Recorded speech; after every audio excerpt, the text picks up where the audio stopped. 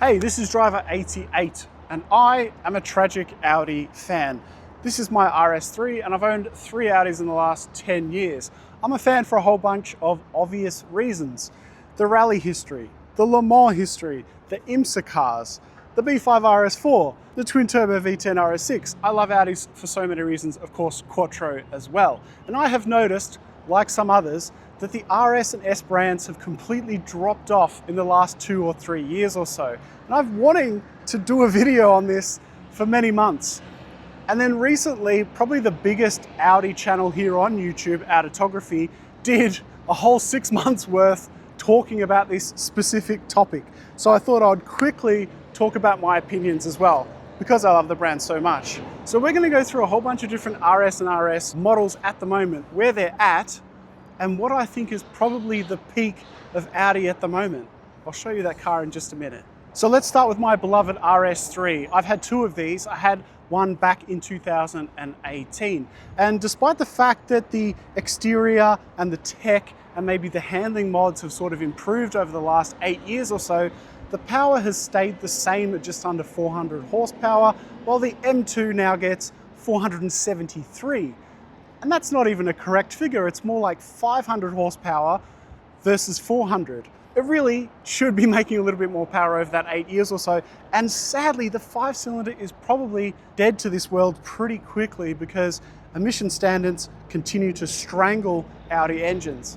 Now let's talk about the S4 and RS4, cars that I absolutely adore. My best friend owns a B5 RS4 and I wish to steal that car from him every day. What is happening to those cars today? It seems like the B9 was around forever. It got so long in the tooth compared to its German competitors BMW M and AMG that the B10 seems to already be too late. The S4 that was just released is doing 0 to 100 times that the BMW 340M was doing 7 or 8 years ago. So the RS5, I personally think this was the best looking of its class against the other 2 coupes from BMW and AMG, and this is now extinct with no real explanation whatsoever. I don't think there's going to be an RS5 B10 coupe at all, which is just yet another sad bit of information from Audi RS. Now the RS6 and RS7, when the C7 dropped, this car was half a second faster to 100, half a second faster in the quarter mile than any of its competitors from BMW and AMG. Today, the RS6 over the last 3 years is at best 2nd or 3rd place in those standings.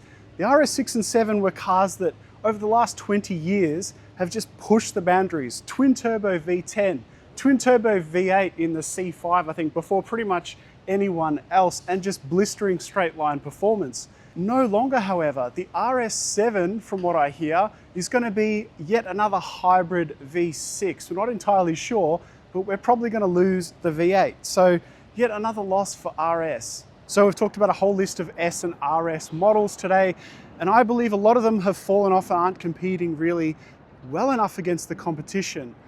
I think that the Mark II facelift R8 full flat 612 horsepower V10 is where sadly Audi had peaked. Hopefully not forever.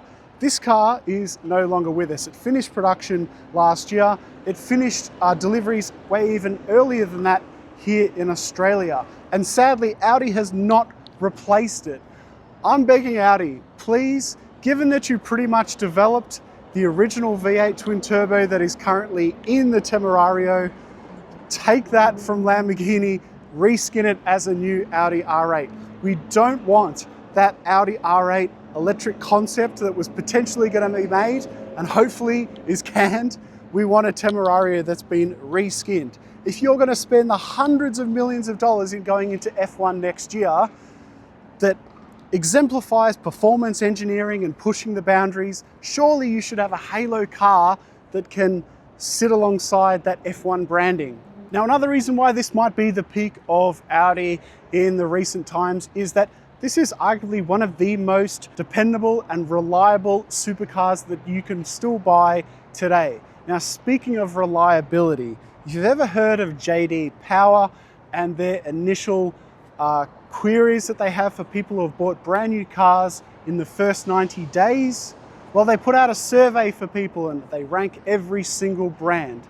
In the last 3 years, Audi has slowly become the worst brand on the JD Power questionnaires, which means that for every 100 cars, on average, people have 2 small potential issues with their brand new car in the first 90 days.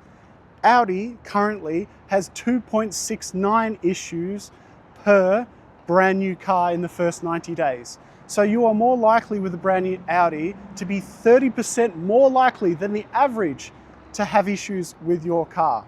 And that is just yet another reason why Audi may have peaked a few years ago.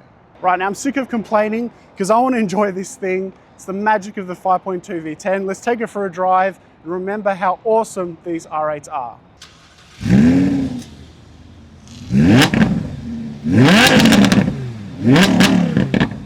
In getting into the R8, of course, this is the ultimate daily supercar. It's not that hard to get into. I've got a decent amount of headroom, not a lot, but a little bit more than a Huracan, which usually my head is touching the roof and I have to slouch down. Very, very comfortable bucket seats here compared to most other supercars, and we have 2 cup holders and they fit our coffee absolutely perfectly. Now the interior of the R8, everything is just super focused in here, and given this is essentially a 10 or 11 year old plus design, it's aged really well. You don't need 5 or 6 different screens in here to make anything fancy. You just want a nice mixture of leather and carbon and a focused cockpit right in front of you. And when you change everything down to dynamic mode, put everything into manual, there's a huge amount of responsiveness and so much character in this V10. And of course, this V10, developed by Audi, it's sad to see it go. It left the rest of the world last year.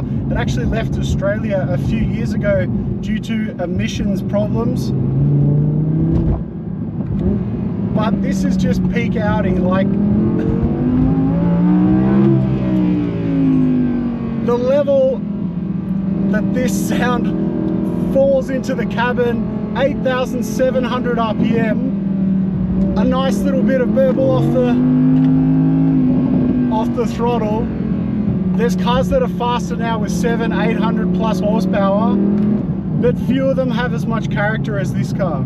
You know, I've driven many R8s and this is probably the nicest spec I've ever driven. The gearbox over the years just got incrementally faster and faster.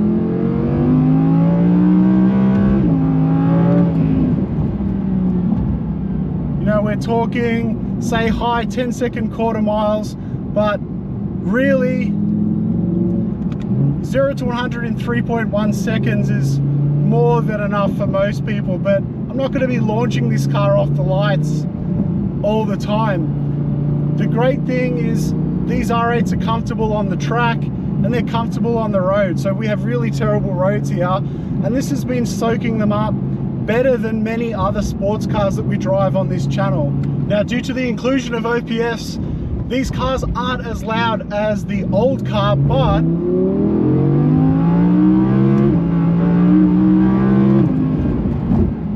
still sounds brilliant. And you can always put a cheeky catback exhaust on one if you wish.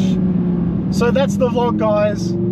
Obviously, I'm a huge Audi fan for so many reasons, and I feel that this R8 performance is where Audi has sadly peaked for the moment. It doesn't mean that they can't take it back from the other 2 big Germans. I really hope that they reskin a Temerario and that they kind of go back to the ways that they used to, pushing the boundaries, doing some things that are really outstanding. This is Driver 88. I'll see you next time.